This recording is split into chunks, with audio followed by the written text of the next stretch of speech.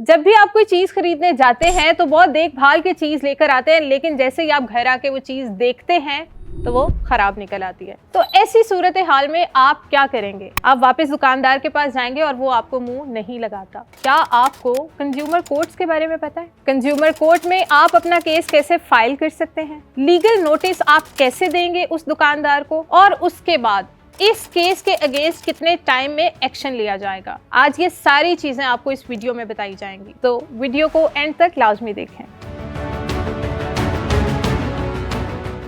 Consumer courts है क्या? Consumer court basically work करती हैं ऐसे एरियाज़ में जब आपने कोई चीज़ किसी वेंडर से या सर्विस प्रोवाइडर से या किसी भी जैसे कंपनी किसी मोबाइल शॉप से कोई मोबाइल ले लिया, या आपने किसी जो टेलर से आपने क्लॉथ स्टिच करवाए तो उसने आपको डिफेक्टिव सर्विसेज दी, तो आप उसके खिलाफ जो है ना 4 चीज़ों पे आपका केस बेस करता हो कि इसमें मैन्युफैक्चरिंग डिफ़ॉल्ट है, इसमें जो है वारंटी जो है वो क्लेम नहीं करने दे रहे, उसके अलावा इसका डिज़ाइन फॉल्टी है, या इसमें कोई ऐसा नुक्स था जो बेचते हुए हमें ध्यान में नहीं रखा गया या हमें उसके बारे में बताया नहीं गया। तो इस सूरत में आप कंज्यूमर प्रोटेक्शन जो कोर्ट्स बनी हुई हैं उसमें भी अपना केस जो है फाइल कर सकते हैं। तो बेसिकली आपके पास 2 फॉरम है, एक डिस्ट्रिक्ट कोऑर्डिनेशन ऑफिसर का और दूसरा फॉरम है कंज्यूमर कोर्ट अच्छा, का। अब मुझे ये बताएं कि एक आम इंसान के लिए ये कितना मुश्किल है कि वो कंज्यूमर कोर्ट में आए और वहां पे आके अपील कैसे दायर कर सकता है? देखिए, इसमें जैसे मैंने आपको बताया कि 2 फॉर्म है, एक में आपको लॉयर हायर करना पड़ता है, एक में आपको लॉयर हायर नहीं करना पड़ता। दोनों फॉर्म में भी जो फॉरम है वहाँ आपको लॉयर हायर करने की ज़रूरत नहीं है। अगर आप उसको अंडरस्टैंड कर सकते हैं तो आपको दोनों तरफ ही लॉयर की ज़रूरत नहीं। तो सबसे पहले जो फॉरम है वो प्रोवाइडेड है डिस्ट्रिक्ट कोऑर्डिनेशन ऑफिसर का। उसमें सिंपल आपने एप्लीकेशन लिखनी है, ठीक है, और आपने उनके पास चला जाना है। अगर वो उस पे बाद इंक्वायरी होल्ड करेगा, ठीक है, अगर इंक्वायरी में वो चीज़ डिफेक्टिव पाई गई तो उसमें आपको जो है डैमेजेस जो है वो अवार्ड कर दिए जाएंगे। एप्लीकेशन में क्या क्या लिखना पड़ेगा? एप्लीकेशन में आपने जब उसको जो है डेट किस डेट को आपने जो है प्रोडक्ट ली, उस प्रोडक्ट में क्या फॉल्ट था, डिज़ाइन का फॉल्ट है, मैन्युफैक्चरिंग फॉल्ट है, या स्पेसिफिकेशन पे पूरा नहीं उतर रही, या जैसे आपको सैमसंग का एक सेल फ़ोन है वो क्या है कि आपको किसी चाइना का जो है फ़ोन दे दिया जाए, तो वो डिस्क्रिप्शंस लिखनी होती है कि हमें ये डिस्क्रिप्शंस हैं, इसमें हमें ये लॉस हुआ, इतने पैसों का लॉस हुआ, उसके अलावा वकील की जो फ़ीस है वो इतनी पे करनी पड़ी, मेंटल जो है वो एग्नी फेस करनी पड़ी। तो उसको डैमेजेस एक बना के जितने भी लाख का बनता है, 2 लाख 3 लाख, आपने अपने क्लेम जो है वो दाखिल करने हैं। लेकिन जो सबसे ज़रूरी बात मैं आपको बताना चाहूँगा, क्लेम दाखिल करने से पहले डिस्ट्रिक्ट कोऑर्डिनेशन ऑफिसर से मिलने से पहले और कंज्यूमर प्रोटेक्शन जो है कोर्ट उसमें जाने से पहले आपको एक नोटिस देना पड़ेगा, लीगल नोटिस, उस सर्विस प्रोवाइडर को या मैन्युफैक्चरर को कि 15 दिन के अंदर अंदर मुझे ये नुकसान हुआ है, ठीक है, इसको पूरा किया जाए। अगर वो पूरा नहीं करता तो फिर आप उधर जाएंगे, अगर वो पूरा कर दे तो फिर आपको कोर्ट में जाने की जरूरत नहीं है। लीगल नोटिस भी आप हाई कोर्ट से लेते हैं?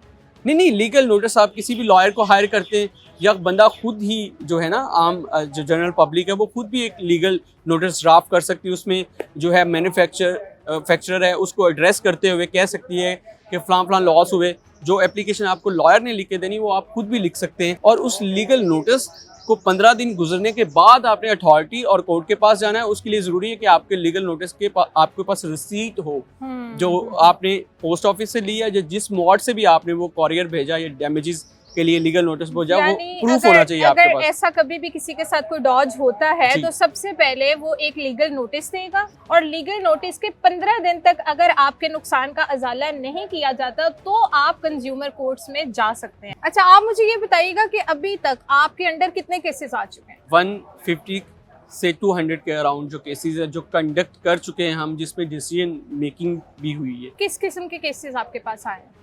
मोस्टली जैसे मैंने आपको बताया कि मोबाइल जो हैं उसमें जो है मैन्युफैक्चरिंग फॉल्ट आ गया, तो किसी सैमसंग कंपनी के अगेंस्ट आ गया केस। उसके अलावा अच्छा, ऐसी बड़ी कंपनीज के अगेंस्ट भी केसेस आए हैं? डेफिनेटली बड़ी कंपनीज जो हैं वो भी मतलब इंसान हैं, उनसे भी गलती हो सकती है, तो उनके खिलाफ भी केसेस आते हैं। उसके अलावा जो है आप जैसे आप कह सकते हैं कोई आपने गाड़ी ली या कोई कॉरियर सर्विस ली है तो वो टाइम पे नहीं पहुंची, तो सर्विसेज भी बेसिकली कंज्यूमर कोर्ट की जुरिसडिक्शन में आती है। अक्सर जो है वो डेवो भी टाइम पे नहीं पहुंचाती। जी तो बिल्कुल, हम उसमें उसके अगेंस्ट भी एक्शन ले सकते हैं। बिल्कुल डेवो के खिलाफ भी केसेस किए हुए हैं कि डेवो ने अपना टाइम जो है 1-1 घंटे 2-2 घंटे जो है डिले किया, तो वो basically they are providing service to us, तो उनकी जो सर्विसेज हैं वो कंज्यूमर कोर्ट की जुरिसडिक्शन में आती है, कंज्यूमर प्रोटेक्शन एक्ट 2005 में फॉल करती है। केस हमने दायर कर दिया जी। कंज्यूमर कोर्ट में, उसके बाद का प्रोसेस क्या होता है? उसके बाद जो है प्रोसेस बड़ा सिंपल है।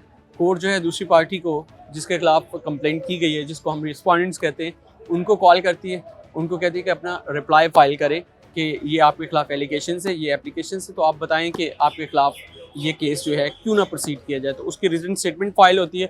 रिटन स्टेटमेंट के बाद एक जो डेट है मुकर्रर की जाती है एविडेंस के लिए, कि पार्टीज अपनी जो है एविडेंस लेके आएँ। उस एविडेंस के बाद जो है कोर्ट एविडेंस के बुनियाद पर फैसला करती है कि क्या वाकई ही जो है प्लेंटिफ जो है मुद्दई जो है वो अपना केस जो है सक्सेसफुली प्रूव करने में कामयाब रहा है या नहीं।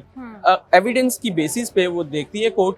अगर उसका केस मेड आउट होता है तो उसको डैमेजेस के लिए दे दिए जाते हैं, लेकिन अगर वो अपना केस सक्सेसफुली प्रूफ नहीं करता तो उसका केस डिसमिस कर दिया जाता है। लेकिन एक ड्यूरिंग जो है ना इन सारे प्रोसीडिंग के एक स्टेज ऐसी भी आती है कि कोर्ट फिर पार्टीज को मौका देती है कि आप दोनों बैठ के सेटलमेंट कर लो। अगर आपकी सेटलमेंट होती है तो मैं डिग्री पास कर देता हूँ उस सेटलमेंट की बेस पे। अगर फिर भी आपकी सेटलमेंट नहीं होती तो फिर मैं आपके जो है केसेस के मेरिट्स को सुनूंगा। कोर्ट जो है उसके पास पावर होती है कि वो अपना ऑर्डर जो एग्जीक्यूट करे। उसमें आपके खिलाफ प्रिवेंटिव मेजर्स भी ली जा सकती हैं। उसके अलावा आपके खिलाफ जो दूसरा कोर्ट ऑफ एक्शन है जिसमें आपकी प्रॉपर्टीज अटैच करना और इस तरह के दूसरे मसाइल, उससे वो मतलूबा रकम जो है उसको माइनस करके उसको अदा किया जाता है। अगर आपके नाम पे कोई एसेट्स हैं या आपके बैंक अकाउंट में कोई एसेट्स पड़े हुए हैं, ठीक है, अगर कोर्ट वहां से लेके भी आपके जो मुतासरा बंदा है उसको एग्जीक्यूट करना है। डिग्री को इसी तरह ही एग्जीक्यूट करती है कोर्ट। बेसिकली जब केस आप हक में होता है तो हम उसको कहते हैं कि ये केस डिग्री हो गया, ठीक है। उस डिग्री को इफेक्ट देने के लिए कोर्ट एग्जीक्यूशन करती है उस डिग्री की। तो एग्जीक्यूशन का प्रोसेस जो है वो उसमें ये चीज़ें शामिल है कि अगर कोई बंदा जो है वो कंसील कर ले, अगर आपके पास कुछ भी नहीं है, आपके नाम पे प्रॉपर्टी नहीं है, एसेट्स नहीं है और आप देने के लिए तैयार भी नहीं है कुछ भी, तो फिर आपको जेल भिजवा दिया जाता है। मुझे एक लास्ट पे ये चीज़ बताइएगा कि हमने आवाम को ये तो बता दिया कि अगर उनके साथ किसी भी किस्म का डॉज होता है वो कंज्यूमर कोर्ट में आ सकती है, लेकिन यहाँ पे एक बहुत ही जो मेजर क्वेश्चन है वो ये है कि इस सारे प्रोसेस में बजट कितना लगता है? अच्छा, अगर तो वो डायरेक्टली आ जाते हैं तो कोई उनका पैसा जो है उसमें कोर्ट की कोई फीस लेकिन डायरेक्टली फिर उनकी बात सुनी जाएगी? बिल्कुल सुनी जाती है, ठीक है। अगर वो डायरेक्टली की बात सुनी ही तो मुश्किल से बस ये एक आर्ट है। अगर आप अपनी बात अच्छे तरीके से कन्वे कर सकते हैं तो आपको लायर करने की जो है हायर करने की किसी भी फॉरम में, इवन हाई कोर्ट में भी ज़रूरत नहीं है, लोअर कोर्ट्स में भी ज़रूरत नहीं है, कंज्यूमर प्रोटेक्शन किसी जगह पे भी अब आपको लॉयर करने की ज़रूरत नहीं है अगर आप लॉ से वाकफियत रखते हैं। तो बेसिकली जो कंडीशन प्रेसिडेंट वो ये है कि आपकी लॉ से वाकफियत होनी चाहिए, हल्की फुल्की आपको पता होना चाहिए। जो लीगल टेक्निकलिटीज़ हैं जिन पे बेसिकली लॉयर्स जो हैं वो खेलते हैं, उनसे आपकी वाकफियत होनी चाहिए। और मेरा ख्याल है कि ये एक जो है रेशनल डिसीजन नहीं होता कि इंसान जो है खुद कोर्ट को नॉक करे जाके, क्योंकि बहुत सी टेक्निकल चीज़ें इन्वॉल्व होती है। जैसे उनको पता नहीं होता कि नोटिस जो है स्टैट्यूटरी रिक्वायरमेंट है और 15 दिन का नोटिस देना ज़रूरी है, ये नहीं पता होता। और वो ऐसे कोर्ट में चले जाएंगे तो कोर्ट इनिशियल स्टेज पे ही उनको केस जो है खारिज कर देगी कि आपने स्टैट्यूटरी रिक्वायरमेंट पूरी नहीं की। फिर जो डेफिनेशंस प्रोवाइड की गई वो एक बड़ी स्ट्रिक्ट और सेंसो आप लीगल टर्म्स हैं जो बहुत डिफ़िकल्ट होती है, उनको कॉम्प्रीहेंड करना बड़ा मुश्किल होता है। तो मैं ये सजेस्ट करूँगा कि आप उसको कोर्ट को जो है बजाय मतलब कुछ पैसे बचाने के लिए आप एक अच्छा काउंसिल ही हायर करें। मतलब अगर इस पूरे केस में पैसे लगेंगे तो वो सिर्फ लॉयर को देने वक्त ही लगेंगे कि जो लॉयर आपका डिमांड करे जी, तो उसकी लीगल फीस है, लीगल रेम्यूनरेशन है जिसको आपने पे करना है। वैसे जो केसेस पे एक्सपेंसेस आते हैं छोटे मोटे, वो हार्डली जो है 1000 या 2000 के लगभग होते हैं। इंसाफ अभी भी मुमकिन है हमारे मुल्क में कि अगर किसी भी किस्म का डॉज आपके साथ होता है तो आप इंसाफ के लिए डिफरेंट डोर्स नॉक कर सकते हैं। एक्चुअली जो है लॉज बने हुए हैं लेकिन आवाम को जो है इस बारे में अवेयरनेस नहीं है। तो बेसिकली कंज्यूमर कोर्ट भी बहुत सारे लोगों को नहीं पता। आपको पता होगा, आप भी इस बात से वाकिफ होंगी कि मोस्टली जो है हमारे दुकानदार जो हैं,